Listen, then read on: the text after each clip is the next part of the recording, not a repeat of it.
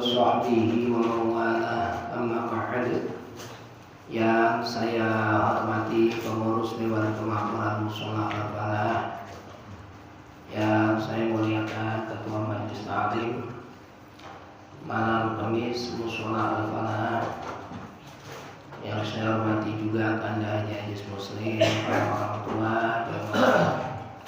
Mudah-mudahan selalu diberikan kesehatan oleh Allah. Mari kita mulai pengajian kita dengan membaca surat Al-Fatihah untuk orang tua kita semua yang sudah wafat. Mudah-mudahan diampuni Allah Subhanahu wa taala, amal ibadahnya dijadikan kuburnya untuk riyadil jannah. Juga kita mohon kepada Allah, mudah-mudahan rumah tangga kita dijadikan Allah rumah tangga yang barokah, sakinah, mawaddah, warahmah. Anak keturunan kita dijadikan Allah anak yang shalih wa shalihat, dzurriyyatin thayyibat, dan nanti pada saatnya kita meninggal dunia diwafatkan dalam keadaan husnul khatimah. Al-Fatihah. Bismillahirrahmanirrahim. Iyyaka na'budu wa iyyaka nasta'in. Ihdinas siratal mustaqim. Shiratal ladzina an'amta 'alaihim ghairil maghdubi 'alaihim waladdallin.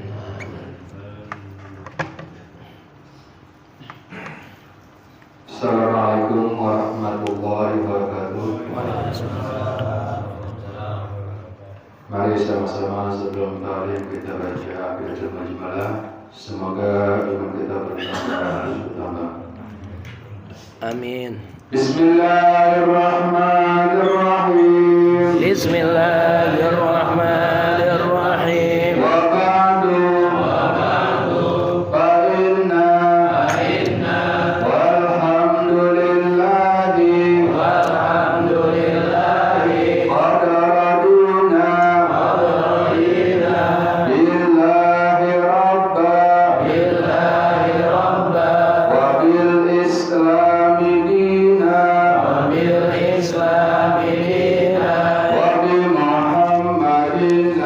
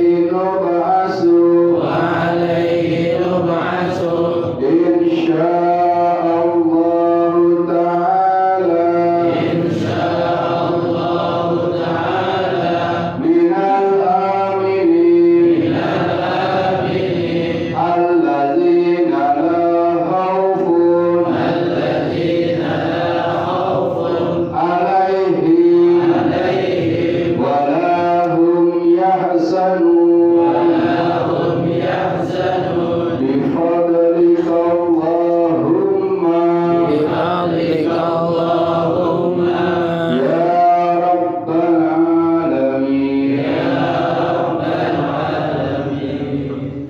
Saudara saudari malam masjid Ahad besok 25 Juni 2023 Khatam Al-Quran, Majlis Khatam Al-Quran, Rukun Bayan dibuka kembali.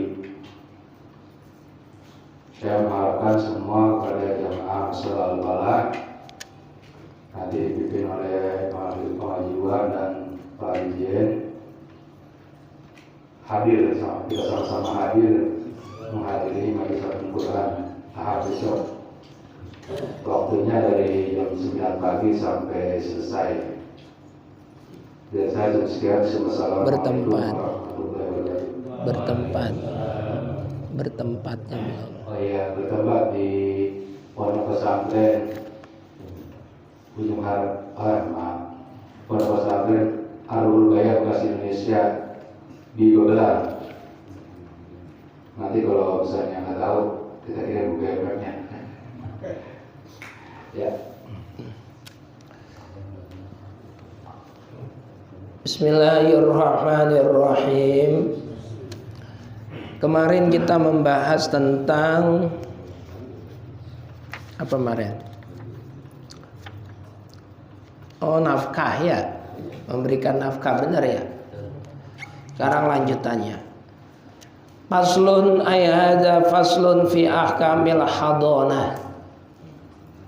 Menerangkan tentang hukum-hukum hadonah. Ini istilah ini kita yakin baru dengar ini. Apa itu hadonah? Makanya apa ya? Ngaji itu penting banget, ngaji. Kita kalau nggak ngaji sekali terus ketinggalan aja itu pasti ada yang kurang. Dan maaf, beribu maaf, ngaji kita itu istimewa. Karena dari awal bab sampai hatam nanti berurutan pakai kitab, nggak ngacak-ngacak, nggak bahas ini itu, nggak bahas politik, nggak bahas neko-neko. Benar-benar kita ngajinya benar-benar ngaji kitab. Dari awal kita ngaji yaitu Kitabu Ahkamit Thaharah sampai sekarang udah faslun fi ahkamil hadonah. Dulu ada istilah zihar, ada istilah sumpah ilah, ada istilah li'an, macam-macam. Nah, ini kita udah sampai pembahasan tentang hadonah. Apa itu hadonah? Secara umum artinya adalah merawat, mengasuh. Itu hadonah, merawat atau mengasuh. Menurut syariat agama wa syar'an, hibzu man la yastaqillu bi amri nafsihi amma yuzihi li'adami tamyizihi katiflin wa kabirin wa majnunin. Adonah yaitu hibzu man, menjaga seseorang, menjaga orang, merawat orang. La yastaqillu bi amri nafsihi, yang tidak memiliki kemampuan untuk mengurus dirinya sendiri. Amma yuzihi, dari sesuatu yang bisa mencelakainya. Kelaparan misalnya, sesuatu yang bisa mencelakainya. Sakit misalnya, dan lain-lain. Katiflin contohnya kayak anak kecil. Anak kecil. Bocah usia 3 tahun, 2 tahun, 5 tahun, anak kecil. Itu belum bisa merawat dirinya sendiri. Kalau nggak diurusin, tuh bocah bisa kelaparan. Ntar dia buang hajat, perlu dicebokin. Dia mandi, perlu dimandiin. Pakai baju, perlu dipakein. Ini kan perlu ada yang merawat, perlu ada yang mengasuh. Wakabirin, atau sudah tua renta, tua renta, tua, dan nggak ngapa-ngapain, makan berak di tempat tidur. Wa majnunin atau gila. Itu secara umum. Menurut syariat agama yang disebut dengan hadonah atau merawat adalah menjaga seseorang yang belum memiliki kemampuan untuk mengurus dirinya sendiri dari sesuatu yang bisa mencelakainya. Contohnya anak kecil dan lain-lain. Ini kaitannya dengan Kitabu Akamin Nikah. Kaitannya dengan pembahasan yang sedang kita baca dari kemarin-kemarin, yaitu masalah nikah apa. Ini kalau terjadi perceraian, naudzubillah, suami sama istri. Terus saat terjadi perceraian itu, suami dan istri memiliki anak kecil. Anak kecil usia 5 tahun, balita lah, bawah 5 tahun. Itu yang ngerawat siapa? Yang ngurus siapa? Emaknya apa bapaknya? Itu diatur dalam fikih. Terus sampai batasan berapa tahun dia dirawat oleh si bapak apa si emak. Nah, itu dibahas itu. Wa idza faraqa ar-rajulu zaujatahu walahu min awaladun fahiya ahaqqu bi hadanatihi. Qala al-musannifu rahimahullah wa nafa'ana bihi wa bi 'ulumihi fid dharaini amin ya rabbal alamin. Wa idza faraqa, tatkala mencerai ar-rajulu seorang suami zaujatahu istrinya, tatkala seorang suami menceraikan istrinya, walahu min'a, dan dia memiliki waladun, anak dari istrinya itu, artinya suami istri ini punya anak. Fahiya, nah pakai domirnya domir hiya. Kalau hiya itu laki-laki atau perempuan? Perempuan. Domirnya disebut domir apa? Domirnya disebut domir munfasil. Gua, gum laki-laki. Iya gumahunna perempuan. Anta antuma antum laki-laki. Anti antuma antunna perempuan. Ana nahnu, ana ya kita, saya. Nahnu ya kami, bareng-bareng. Fahiya, maka istri tersebut ahakku lebih berhak bihadonatihi, merawat anak kecilnya. Jadi yang paling berhak merawat anak siapa? Istri. Ibu dari anak tersebut. Ibu yang tahu kebutuhan anaknya, kalau dia sakit bagaimana cara ngurusinnya. Terus ibu, apalagi kalau anak itu maaf masih perlu ASI, masih perlu ditetein. Nah itu ibu yang lebih tahu. Makanya yang paling berhak merawat anak akibat broken home, adanya perceraian, adalah ibu. Kayak apa jasanya ibu, kayak apa kasih sayang dan perhatiannya ibu kepada anak. Kalau bapak disuruh ngurusin anak, bukan tidak sayang, tapi banyak waktu yang mungkin tidak ada buat anak.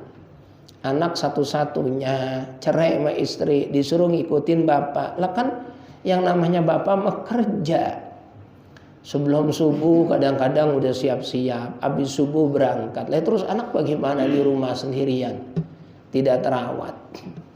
Hanya ibu luar biasa. Dan saya lihat tuh video kan ya, di Instagram itu ada seekor induk gajah yang anaknya terperosok ke dalam lubang. Ibunya tuh pengen nolongin gak bisa, ibu gajah. Jadi dia nyegat orang, dia minta bantuan sama orang agar bisa nolong anaknya. Tapi orang kan kagak paham bahasa gajah. Setiap dideketin orang kabur, setiap dideketin orang lari. Akhirnya ibu ini nekat nolokin anaknya sendiri ke dalam lubang. Nah, bukan anaknya tertolong, akhirnya ibunya juga terperosok ke dalam lubang itu. Karena badannya gede, lubang itu kecil, cuma muat anaknya doang. Jadi badannya separuh lubang. Kemudian ada pemerhati hewan yang melihat itu, baru kemudian ditolong. Itu seorang seekor binatang punya rasa sayang begitu tinggi kepada anaknya. Ibu, coba kalau bapaknya, kemana tahu tuh bapaknya gajah, udah kagak ada. Nah, ada satu cerita ini. Itu ada seorang wali besar, namanya Abdul Aziz Ad-Dabbar. Abdul Aziz Ad-Dabbar, bukan Bang Haji Aziz, bukan. Abdul Aziz Ad-Dabbar, seorang wali besar. Ibadahnya tekun banget, gak pernah ninggalin ibadah. Mulutnya gak pernah kering dengan zikir.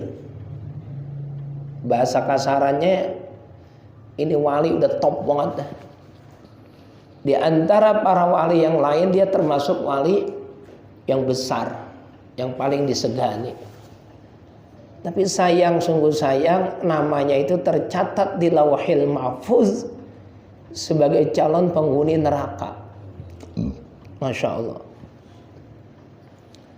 Satu ketika malaikat turun, nyamperin itu si Abdul Aziz Ad-Dabbar, lagi ibadah, lagi tekun.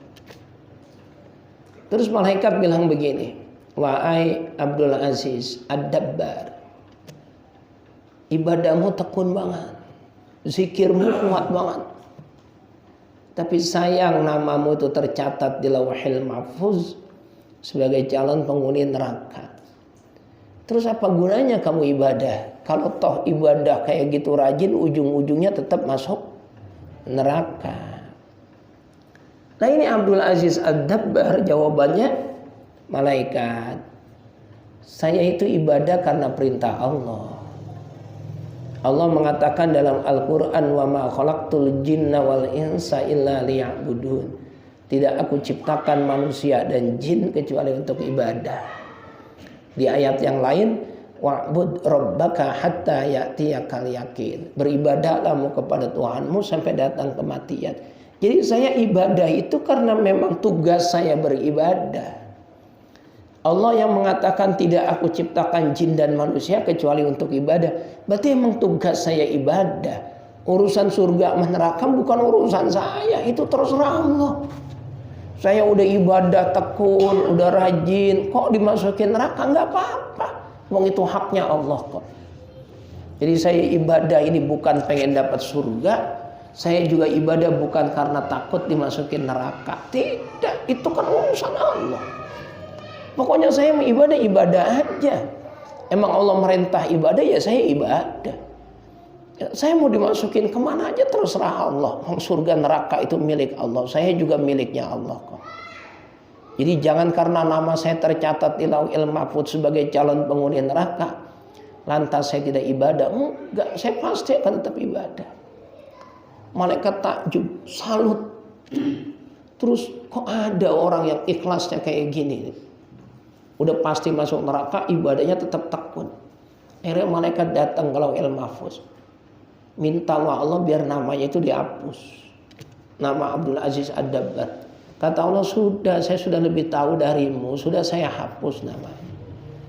Ini nama Abdul Aziz Ad-Dabbar udah dihapus di Lauhil Mahfuz, tidak jadi calon penghuni neraka. Tuh malaikat turun lagi, ngabarin, Abdul Aziz ada kabar gembira. Ada apa lagi malaikat? Namamu sudah dihapus dari daftar calon penghuni neraka. Di Lauhil Mahfuz udah aku teliti, namamu nggak ada udah. Kata dia, alhamdulillah. Tapi sekali lagi Saya itu ibadah bukan pengen ngarepin surga. Saya ibadah bukan karena takut neraka. Pokoknya saya ibadah karena Allah, udah titik.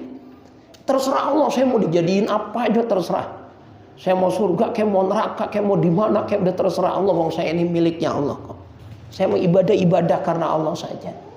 Nah itu yang jadiin Allah ridho sama kamu karena kamu ikhlas banget. Ibadah benar-benar karena Allah doang, bukan pengen ini pengen itu. Nah terus Abdul Aziz Ad-Dabbar nanya, kalau Allah ridho sama saya karena saya ikhlas, saya mau tanya malaikat, terus dosa apa yang saya perbuat? Kok nama saya sampai tercatat di Lauhil Mahfuz sebagai calon penghuni neraka? Kata malaikat begini, ingat gak dulu waktu kamu remaja, usia kamu 20 tahun ke atas lah, 20 sampai 25an, masih remaja. Kamu lagi tiduran di kamar, tiduran. Itu tiduran tuh belum pulas, masih tiduran. Ibu kamu manggil, Abdul Aziz, nah ibumu ini punya keperluan, pengen nyuruh kamu, pengen minta tolong sama kamu. Apa minta dicariin kayu bakar, apa mau apa, yang jelas ibumu pengen bantuan dari kamu. Terus kamu tahu kalau ibumu itu butuh bantuan kamu meremin matamu pura-pura tidur. Harapannya ibunya gak jadi minta tolong sama kamu. Kamu ambil lagi selimut, kamu tutupin, ibumu masuk kamar, lihat kamu lagi tidur. Padahal pura-pura tidur. Kata ibunya, oh anakku lagi tidur, ya sudahlah aku sendiri yang cari kayu bakar, bukan anakku. Itu gara-gara kamu pura-pura tidur. Saat ibumu pengen memerlukan bantuanmu, Allah gak ridho, dan kamu dicatat sebagai calon penghuni neraka. Maka nangislah itu Abdul Aziz Ad-Dabbar, meraung-raung. Dia bersujud dan dia bertaubat. Mulai detik itu dia jadi kiai, dia jadi ustadz. Dakwanya cuma satu, berbakti sama orang tua, terutama ibu. Ceramah, ngaji, khotib Jumat. Kalau ada orang curhat, nasihatnya cuma satu, berbaktilah kepada orang tuamu, berbaktilah kepada orang tuamu, berbaktilah kepada orang tuamu. Karena dia udah merasakan, dia pura-pura tidur, dicatat sebagai calon penghuni neraka. Untungnya dihapus sama Allah, karena dia seorang wali yang ibadahnya sangat ikhlas. Tuh. Makanya ketika terjadi perceraian, anak kecil yang belum idep apa-apa, itu hak asuh jatuh ke tangan ibu. Kalau sekarang kan enggak, egois. Anaknya diambil oleh bapaknya, ntar diurus sama babysitter sama macam-macam. Nah, babysitter nggak bisa nyusuin anak, kalau ibunya kan bisa. Titik. Kemudian bita'ahudihi bita'amihi wa syarabihi, karena ibu yang lebih bisa merawat anak tersebut dengan memberikan makan dan minum kepadanya, wa ghusli badanihi memandikannya, wa saubihi pakaiannya, wa tamridihi dan juga menjaga saat anak itu sakit, wa ghairi zalika dan lain-lain, mimma sholihihi dari hal-hal yang membawa kebaikan buat anak, itu ibu. Kemudian wa idza imtana'atiz zaujatu min hadhanati waladiha, apabila seorang ibu, seorang istri kok tidak mau, ogah min hadhanati waladiha, merawat anaknya, enggak, saya enggak mau, saya enggak mau ngurusin, saya udah diceraiin sama laki, udah capek diri saya mikirin diri saya sendiri, saya lagi disuruh ngurusin anak, saya enggak mau. Kalau mau bawa sama anakmu, biarin saya mau hidup bebas. Misalnya dia ngomong gitu, kan ada yang model begitu ya, bawa sono, anak lu bawa, saya kagak mau ngurusin anakmu. Nah ini istri yang model begini bagaimana? Apakah hak asuh anak itu jatuh ke bapaknya atau bagaimana? Intaqalatil hadhanatu li ummiha li ummatiha wa tastamiru hadhanatu zaujati ila mahdo sab'i sinina, maka hak asuh itu jatuhnya kepada bukan bapaknya, melainkan kepada ibu daripada ibunya alias neneknya. kalau neneknya masih hidup. Kalau neneknya udah kagak ada, apa budenya, apa bulenya, encing, nyak, hak asuhnya. Yang jelas dari keluarga perempuan. Sejahat-jahatnya ibu juga nggak bakalan menelantarkan anaknya, kecuali kalau udah ada penyakit yang lain lagi itu. Penyakit, ya, stres, gila, tekanan yang lain, yang macam-macam dah. Titik. Sampai kapan? Ila madhu sab'i sinina. Sampai dengan anak tersebut berusia 7 tahun. Itu dalam perawatan dan dalam asuhan ibunya. 7 tahun. Summa ba'daha, ketika sudah mencapai usia 7 tahun tuh anak, yukhayyiru, disuruh milih, boleh milih Tom atau Neng kalau dia perempuan. Ini usia kamu udah 7 tahun. Kamu mau milih dirawat sama ibu apa mau dirawat sama ayah? Nah, itu bocah saya usia 7 tahun. Yukhayyiru baina abawaihi fa ayyuhuma iqtara sullima alaihi. Maka siapapun yang dipilih oleh anak tersebut, maka dia berhak menjadi orang asuhnya atau orang yang mengasuhnya. Udah 7 tahun. Ngikutin siapa Neng? Mau dirawat sama ibu apa mau dirawat sama bapak? Terus dia ngomong, saya mau bapak aja udah 7 tahun. Ya sudah bapaknya. Kalau saya mau sama ibu saja ya sudah sama ibunya.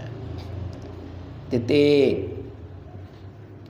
Fa in kana fi ahadil abawaini naqsun kajununin wal aqlil aqar madaman naqsu qaiman bihi. Apabila salah satu dari kedua orang tuanya ada kekurangan, kamu mau milih siapa? Bapakmu apa ibumu? Kemudian salah satu dari keduanya ada kekurangan, kajununin, contohnya gila, stres, gendeng. Wala aku, maka yang berhak merawatnya adalah lil akhar, kepada yang tidak stres. Bang ikut bapak apa emak aja. Lah emakmu stres, jangan bapak aja. Bapaknya gila, ya udah emak aja.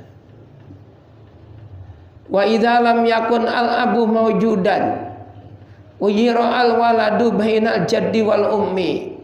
Kalau ternyata bapaknya sudah meninggal, enggak lama bercerai bapaknya meninggal. Usia 7 tahun nih bocah suruh ngikut siapa? Suruh milih tetap. Mau ngikut kakek apa ngikut emak. Titik. Wa kadza yaqau at-takhyiru bainal ummi wa man ala. Ya. Wa syaraitul hadanati. Tulisannya hilang. Bentar, kita lihat dalamnya. Kitab tua. Wa syaraitul hadanati sab'un. Sab'un. Syarat-syarat seorang perempuan atau istri boleh mengasuh anak itu ada 7.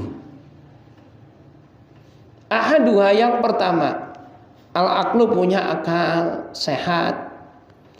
Oleh karena itu fala hadonata, tidak boleh merawat lima jenunatin, kepada orang yang gila. Atbaqo jununuha au taqatta'a, baik gilanya itu menetap ataupun gilanya itu kumat-kumatan, sering kumat. Jangan, nggak boleh. Orang tua yang memiliki penyakit junun, majnun, tidak boleh mengasuh anaknya, baik gilanya itu terus-terusan ataupun putus-putus, kambuh-kambuhan. Fa in qalla jununuha kayaumin fi sanatin lam yabtul haqqul hadanati. Kalau ternyata gilanya itu cuma sedikit banget, contohnya dalam 1 tahun gilanya cuma sehari doang, lam yabtul haqqul hadanati, maka hak asuhnya tidak putus, boleh dirawat sama dia. Karena gilanya setahun cuman 1 hari. Wasani, yang kedua, nomor 1 itu tadi ya, Ibu yang boleh mengasuh anaknya adalah ibu yang memiliki akal yang sehat, tidak gila. Nah, kalau ibunya gila, ntar anaknya dimasukin ke toron air malah. Mati anaknya. Wasani yang kedua al-uriyatu merdeka. Artinya bukan budak. Walaupun sayyidnya itu mengizinkan, tuannya, majikannya mengizinkan, tetap tidak boleh. Budak tidak boleh menjadi orang tua yang mengasuh anaknya. Yang ketiga, wasalisu ad-dinu. Yang ketiga adalah faktor agama. Ibu yang mempunyai hak untuk mengasuh anak adalah ibu yang beragama Islam. Oleh karena itu fala hadonata, tidak memiliki hak asuh likafiratin, bagi perempuan yang kafir, ala muslimin, mengasuh anak muslim. Anaknya muslim, ibunya kafir. Loh, bagaimana kok anaknya muslim, ibunya kafir? Waktu nikah muslim. Laki-laki perempuan nikah, dua-duanya Islam. Punya anak 1 tahun, cerai. Karena lakinya Islam, perempuannya awalnya non muslim, cerai. Nah, ini yang habis dicerain bininya balik lagi ke agama lama. Alias apa? Murtad. Kan jadi orang kafir. Maka dia tidak boleh menjadi ibu untuk mengasuh anaknya. Anaknya kan muslim. Saat dia nikah statusnya muslim, punya anak berarti kan muslim. Nah, terus punya anak usia 1 tahun, cerai, dia balik lagi ke agama lama. Berarti anaknya muslim, ibunya kafir. Itu tidak boleh ibu mengasuh anak. Karena perbedaan agama. Bahaya sekali, bahaya banget. Ibunya kafir, anaknya muslim. Yang namanya anak kan dekat banget sama ibu. Ibunya ke gereja, anaknya ikut. Ibunya nyanyi haleluya, anaknya ikut-ikutan. Ibunya baca Alkitab, Injil, anaknya diajarin.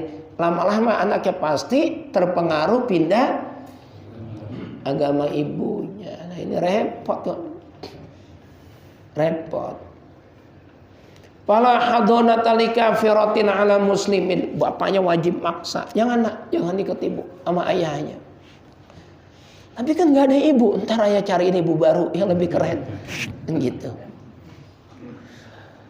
Warabi'u yang keempat, wal khamisu dan yang kelima, al-iffatu. Yang keempat al-iffatu. Seorang ibu yang punya hak asuh terhadap anaknya adalah harus perempuan yang iffah. Afif kalau laki-lakinya. Kalau perempuannya iffah. Iffah. Ippah orang Betawi banyak itu yang dinamain ippah perempuan ya. Empok ippah, empok ipe. Ya, ipe sebetulnya iffah. Karena orang Betawi A-nya diganti E. Anta jadi ente. Ana jadi ane. Gua jadi gue. Kelapa jadi kelape. Kepala jadi kepale. Kan gitu ya. Bale jadi bale juga gak sama. Kecemplung jadi kecempleng, kagak ada. Kecemplung A diganti E. Berapa iffah, iffeh. Seorang ibu yang punya hak mengasuh anak haruslah ibu yang iffah. Iffah itu artinya rinekso saking perkara yang tidak layak, terjaga dari hal-hal yang tidak baik. Bukan perempuan yang maaf pelacur, bukan perempuan yang suka mengumbar auratnya, bukan perempuan yang suka nongkrong-nongkrong di pinggir jalan, menjajakan diri, na'udzubillah. Kalau ibunya model begitu, bahaya buat anaknya. Apalagi kalau anaknya anak perempuan. Karena kan dalam istilah madrasatul ula, ibu itu adalah sekolah pertama untuk anak-anaknya. Nah, kalau sekolahnya udah bobrok, ibunya seorang pelacur, bagaimana nasib anaknya nanti? Nggak boleh, harus ibu yang iffah. Jadi nama iffah itu cakep sekali. Iffah Afif kalau laki-lakinya. Itu artinya orang yang terjaga. Rinekso sangka perkara ingkang boten sae, istilah Payatman. Nggih. Terjaga dari hal-hal yang tidak baik. Itu iffah, afif. Afif. Bang Jajis nama anaknya Afif. Muhammad Afif Khalilullah Jailani. Wal amanatu, dan juga perempuan yang amanah, bukan perempuan yang khianat tapi amanah. Kasih duit buat ngurusin anak, amanah. Beli susu ya dibeliin susu, beliin popok, dibeliin baju sama lakinya, bekas laki. Kalau istri yang kagak amanah, anaknya nggak diperduliin, nggak dibeliin susu, nggak dibeliin popok, duitnya dihabisin sama dia semua. Nah, Anda boleh yang kayak gitu. Wasadisu yang keenam, al-iqamatu fi baladil mumayyizi. Orang tua asuh atau ibu yang mengasuh anak itu harus menetap di mana anak itu menetap. Kalau anaknya tinggal di Pondok Ungu, ibunya juga harus di Pondok Ungu. Kalau ibunya pindah keluar kota, ke Sumatera, ke Surabaya, bisa, anaknya nggak bisa. Nggak bisa jadi anak asuhnya. Harus sama dengan anak tersebut. Bahkan dicontohkan di dalam kitab Fathul Qarib yang kita baca, bi ayyakuna abawahu muqimaini fi baladin wa'idin. Yaitu ayah dan ibunya menetap di satu tempat, di satu daerah, satu kampung lah, di Pondok Ungu katakan.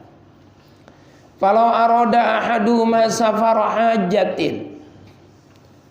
Andaikan salah satu dari keduanya itu menginginkan pergi jauh, kahajin contohnya mau ibadah haji, watijarotin juga pergi berdagang, tawilan kana asafaru baik perjalanannya itu lama, long time, au qasiran ataupun perjalanannya pendek, sebulan, kalau lama ya setahun 2 tahun. Kana al waladu al mumayyizu wa ghairuhu ma'al muqimi minal abawaini. Maka anak tersebut harus tinggal bersama orang yang menetap, bukan yang sedang bepergian cari nafkah. Hatta yauda al musafiru minhuma, sampai dengan yang musafir itu kembali. Nanti anak itu boleh milih lagi yang mana. Kalau usianya udah 7 tahun. Titik. Walau aroda ahadul abawaini safara naqlatin fal abu aula minal ummi bihadonatihi fanaza'uhu minha fanaza'ahu. Itu ya. Bentar kita lihat dalamnya. Ya.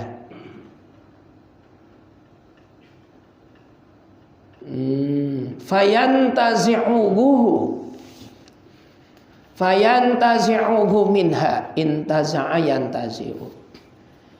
Apabila salah satu dari kedua orangnya ini pengen pindah negara, udah jauh, maka fal abu ayahnya aulaha minal ummi, lebih utama merawat anak. Kenapa? Karena tidak memutus nasab.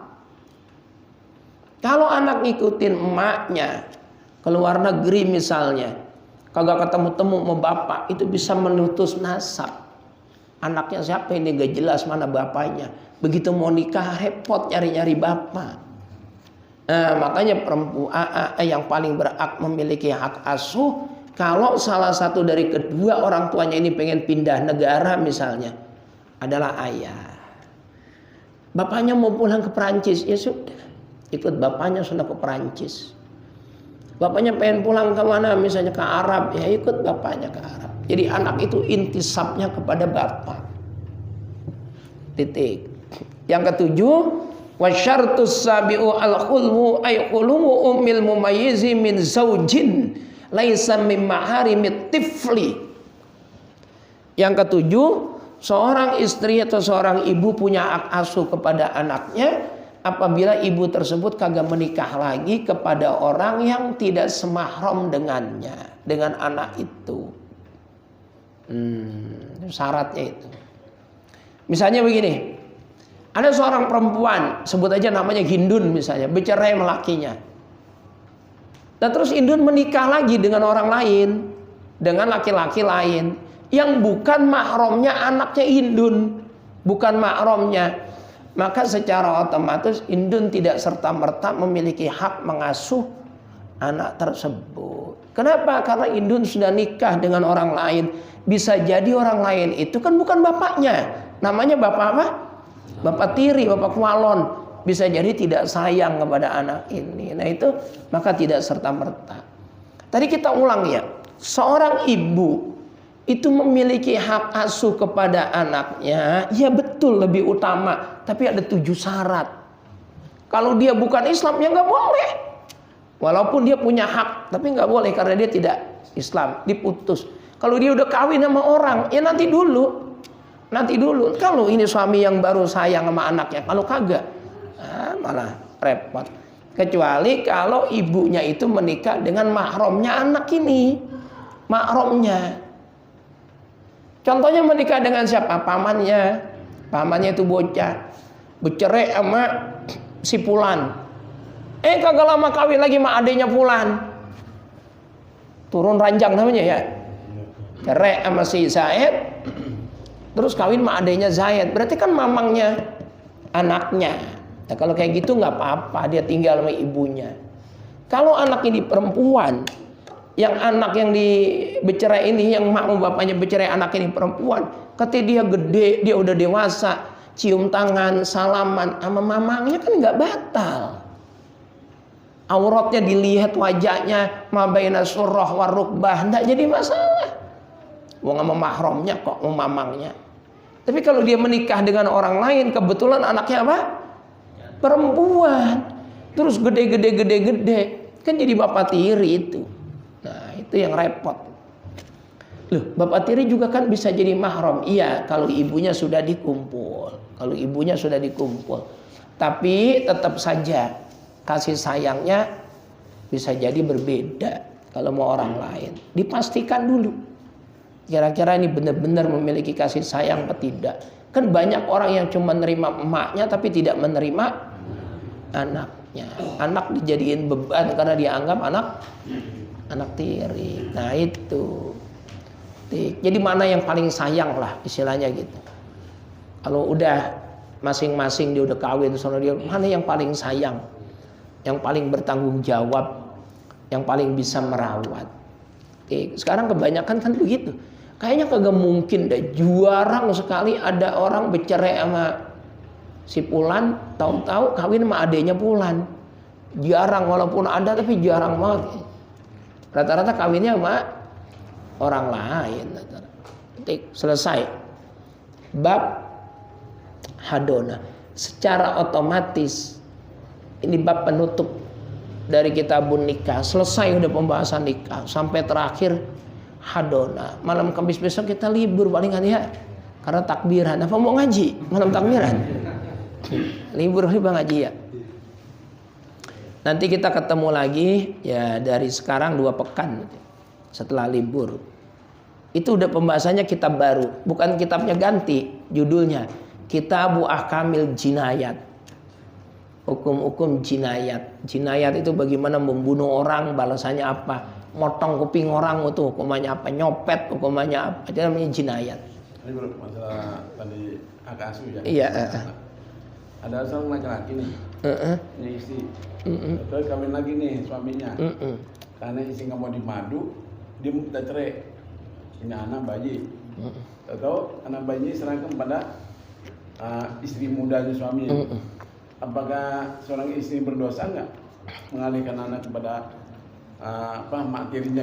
Nah ini memang begitu ya, kebanyakan terjadi begitu. Bawa udah anak lu sekalian urusin. Karena nggak tahu takut beban biaya hidup gitu kan. Sebetulnya beban biaya hidup itu tanggung jawab suami. Istri mengurus, tapi biaya hidup suami. Kalau suaminya taksiran diurusin sama bini gua, dosa. Begitupun istri sama. Ketika anaknya baru umur 1 tahun kan masih perlu air susu ibu. Karena dia sakit hati diserahkan ke istri yang baru dari suaminya. Itu dosa juga sama. Namanya tidak punya rasa kasih sayang kepada anak sendiri. Gimana seorang ibu kok tega? Tapi saya bagaimana beban hidup ngurusin anak? Anakmu bukan tanggung jawab kamu, tanggung jawab suami. Karena kan ada bekas istri tapi tidak mungkin ada bekas anak. Bapak tetap wajib memberikan nafkah kepada anak. Nah itu di pengadilan ada Pak Haji, di pengadilan biaya sebulan berapa wajib dikeluarkan. Biaya susu, biaya pampers, biaya macam-macam, vitamin, semuanya.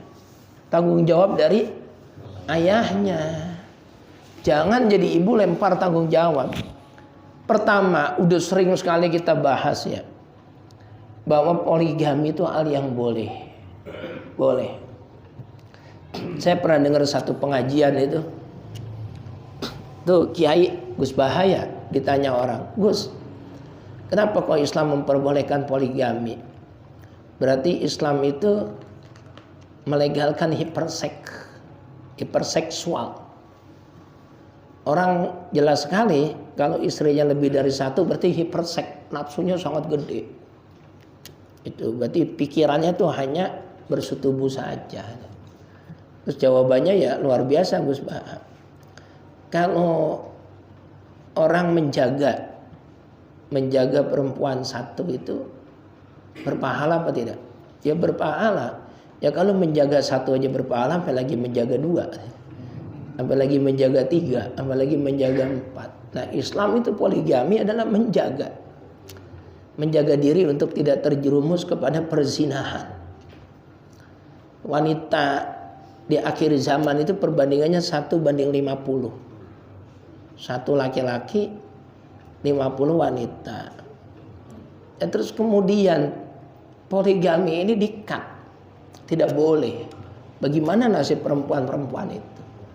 Makanya maaf nauzubillah min dzalik, kebanyakan sekali lagi. Yang jadi pelacur itu bukan laki-laki, tapi perempuan. Karena pelampiasannya dia tidak ada, suami tidak ada, apalagi udah underestimate. Dia janda misalnya, dianggapnya udah jelek aja, udah buruk aja, underestimate. Terus akhirnya mau nggak mau ya menjual dirinya. Coba kalau ada laki-laki yang bertanggung jawab, melihat kayak gitu ada keprihatinan, dilamar. Kan tidak mungkin ada perzinahan. Nggak mungkin ada perzinahan. Ada laki-laki juga punya istri 1, namanya manusia ya, manusia. Siapapun orangnya, likulli syai'in malalun illal Quran. Segala sesuatu itu membosankan kecuali Quran. Ada saatnya kita tuh jemu. Kok kayaknya udah berkurang hasratnya, udah jemu nih sama istri. Daripada dia cari jajan, pengen coba perempuan lain kali yang lebih cakep, lebih muda, jajan. Pakai jasa pelacur, kan dosa besar. Zina. Tapi kalau dia poligami, dia kawin, itu kan disalurkan dengan sesuatu yang halal. Ini namanya menjaga agama. Istrinya tetap dia bertanggung jawab. Nah kalau udah jarang-jarang itu kan zurgiban tasdad hubban. Yang ini mungkin seminggu 2 kali, yang ini seminggu 2 kali. Itu kan jarang jadi intensitasnya. Kalau ada jarang akhirnya timbul kerinduan. Bagi yang sadar, masalahnya perempuan yang nggak mau dipoligami, ngamuk. Lebih baik memilih pisah daripada dipoligami. Sebenarnya Islam itu agama yang sangat sempurna. Kita harus yakin itu. Al-yauma akmaltu lakum dinakum wa atmamtu alaikum ni'mati wa raditu lakumul Islam madina. Itu udah jelas banget. Cuma pola pikir kita yang sempit, menganggap poligami ini satu problem, menganggap poligami ini satu aib, menganggap poligami ini satu beban, sehingga perempuan yang dipoligami lebih milih apa? Pisah daripada menerima. Sebetulnya kalau semuanya lega, ya Allah, enak, dunia itu enak. Tapi dengan catatan laki-lakinya juga harus yang apa? Adil. Kan dalam Al-Quran fa in khiftum alla ta'dilu fawahidatan aw ma malakat aymanukum. Itu. Saya sih bukan berarti pendukung poligami, tidak. Wong saya juga nggak poligami. Karena saya juga sama bapak-bapak pala kecil. Menggaya doang, beraninya kagak. Sama. Cuma kita hukum tetap hukum, ilmu tetap ilmu. Jangan dirubah-rubah bahwa poligami itu hukumnya apa? Boleh. Jangan kemudian kok karena ketidakcocokan dengan pemikiran dianggap itu satu yang salah. Masa Al-Quran disalahin? Gimana sih? Itu. Gitu Pak Haji ya. Nah, ini terakhir, ini pesan ini ya, sebelum kita sholat Isya. Kita sudah masuk tanggal 3 bulan Zulhijjah. Selasa, Rabu, Kamis. Jangan bingung. Jangan bingung. Ini kan pemerintah sama Muhammadiyah beda. Muhammadiyah lebarannya hari Rabu, pemerintah dan NU lebarannya hari Kamis. Jangan bingung. Loh, kalau motong sapi, memotong kambingnya 2 kali, Rabu sama Kamis enak kan, malah dapat dagingnya banyak. Oh iya, kalau itu masalah korban doang. Masalahnya ada puasa Arafah di situ. Wukuf tahun ini di Arab Saudi kemungkinan hari Selasa wukufnya. Sedangkan di Indonesia hari Arafah hari apa? Rabu. Bagaimana mungkin kita puasa Arafah sementara wukufnya udah selesai di padang Arafah? Jangan bingung. Pertama, kembali kepada Al-Quran. Allah berfirman, ya ayyuhalladzina amanu athi'ullaha wa athi'ur rasul wa ulil amri minkum. Wahai orang yang beriman, taatlah kamu kepada Allah, taatlah kamu pada Rasulnya Allah, dan taatlah kamu kepada ulil amrinya kamu. Ya karena kita ulil amrinya adalah Indonesia, pemerintah Indonesia, presidennya Bapak Insinyur Haji Joko Widodo, wakilnya Bapak Profesor Dr. Kiai Haji Ma'ruf Amin, ya itu kita ikutin. Itu yang pertama, ngikutin negara kita sendiri. Yang kedua, ada istilah likulli wilayatin hukmun mutanawwi'un. Setiap wilayah itu punya kecenderungan waktu dan juga hukum yang berpotensi beda dengan wilayah lain. Kalau itu terjadi, maka ikutilah di mana wilayah kita tinggal. Bapak Presiden saat ini misal contoh sedang haji. Berarti wilayahnya Bapak Presiden ada di mana? Arab Saudi. Walaupun kita wajib ikutin pemerintah dan perintahnya dipimpin oleh beliau, tapi kalau beliau ada di wilayah Arab Saudi, di Arab Saudi wukufnya hari Selasa, beliau ngikutin wilayah sana. Lah kita yang ada di Indonesia jangan ngikutin wilayah sana, ngikutinnya wilayah kita Indonesia. Tuh. Terus ada yang ngomong begini, bagaimana mungkin Ustadz kita puasa hari Arafah, di sana wukufnya udah selesai hari Selasa. Loh, yang wukuf itu siapa? Kamu kan tidak sedang wukuf. Kamu tuh di Indonesia, mau wukuf di mana? Mau wukuf di Monas. Jadi yang wukuf biarin ikutin aturan negara Arab. Kamu tidak sedang wukuf, ya ikutin aturan negaramu. Jangan dicampur aduk antara wukuf dengan hari Arafah. Nggak ada kaitannya. Wukuf itu adanya di hari Arafah, betul. Tapi hari Arafah ditentukan oleh masing-masing negara. Karena wukuf di padang Arafah adanya di Arab Saudi, maka ngikutin kebijakan pemerintah Arab Saudi yang mengikuti hari Arafah. Karena di Indonesia kagak ada wukuf, ya kita ngikutinnya hari Arafahnya doang, bukan ngikutin wukufnya. Wong kita tidak sedang haji kok. Yang terakhir, ada istilah idza ta'arada baina ijtimaiyatil kabirah. Apabila terjadi pertentangan antara dua ormas yang besar, NU Muhammadiyah. NU itu jumlah anggotanya lebih dari 90 juta. Muhammadiyah katakan 60 juta. Ini kan dua ormas besar di Indonesia bertentangan. Farji ila sultan, maka kembalilah ngikutin aturan pemerintah. Bukan fanatik buta ngikutin ormas. ngikutinnya tetap pemerintah. Karena kewajibannya adalah mengikuti ulil amri. Pemerintah menentukan kapan Lebaran hari Kamis, ya sudah kita ikutin hari Kamis. Berarti hari Arafahnya adalah hari Rebo. Tapi kan hukum udah selesai di sono. Yang hukum biarin hukum di sono. Kita tidak sedang hukum. Tuh, paham gak ini? Jelas ya? Jangan bingung. Soalnya maaf ya, ada banyak, ya adalah ustadz atau ustazah yang ngomong, ya jangan ngikutin pemerintah, ngikutin Arab Saudi. Lah KTP Indonesia kok ngikutin pemerintah lain tuh gimana? Katanya ngikutin orang wukuf di Padang Arafah. Enggak ada ketentuan itu. Kewajibannya adalah ngikutin negara kita, bukan negara lain. Insya Allah kita hakul yakin ini benar. Ini benar. Ini benar. Karena apa?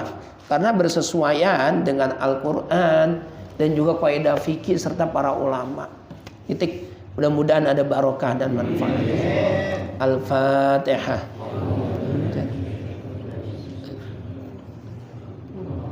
Ihdinas siratal mustaqim siratal ladzina an'amta 'alaihim ghairil maghdubi 'alaihim waladdallin.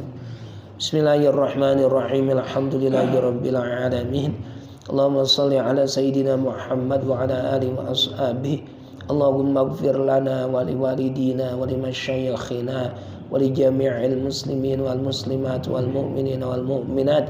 Allahumma nawwir qulubana bi nuri hidayatika kama nawwartal arda bi nuri syamsika wa qamarika abadan abada.